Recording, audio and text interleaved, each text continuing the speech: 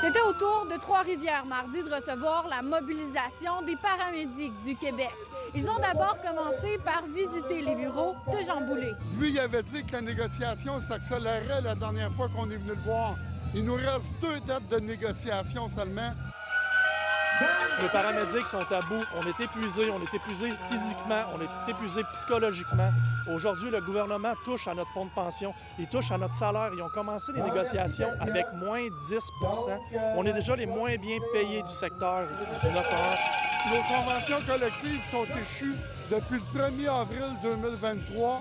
On a 40 journées de négociation de fait et il n'y a plus rien qui avance. Pour faire un geste symbolique, les paramédics ont viré une ambulance à l'envers. Montrer l'image que ça ne va plus, qu'on est en train de tomber à la renverse, que vous êtes en train de perdre votre système de paramédics au Québec. On peut-tu, une fois pour toutes, régler le salaire des paramédics? On peut-tu rentrer travailler, être heureux de travailler, puis pas toujours être dans la négociation? Il y a plusieurs moyens de pression qui sont présentement en marche, dont le gel des stages des paramédics. Les stagiaires, depuis le début de la grève au mois de mai, on les prend plus.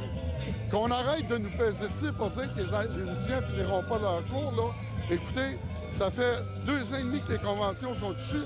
Ça fait près d'1 an qu'on est à la table de négo. 40 rencontres, ça avance pas. Alors, s'ils veulent que les étudiants fassent leur stage, là, ben, il va falloir qu'ils règlent. Et dites-vous que les étudiants qui rentrent, là, il y en a un bon nombre qui t'offrent pas, qui s'en retournent.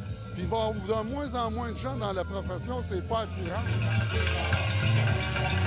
Les gens commencent à partir de plus en plus de bonheur de la profession. Pour vous donner un exemple, là, présentement, à Montréal, Urgence Santé, qui est la plus grosse entreprise, le plus gros employeur, un paramédic, ça prend 3 ans de le former. Il demeure environ 3 ans et demi en poste. Imaginez le coût que ça représente d'un point de vue de la société, de cette formation-là versus le temps qu'il demeure pour travailler. Il y a des gens de quelle région aujourd'hui? Oh, on a des gens qui sont même descendus de Abitibi, d'autres du Lac-Saint-Jean pour venir appuyer la négociation qui se faisait à Trois-Rivières. On n'est pas en grève auprès de la population. Les services à la population ne sont pas touchés. Les gens sont à bout, là, et on veut se faire entendre de la bonne façon, mais on veut que les choses avancent. Ils espèrent qu'un calendrier des prochaines négociations soit établi.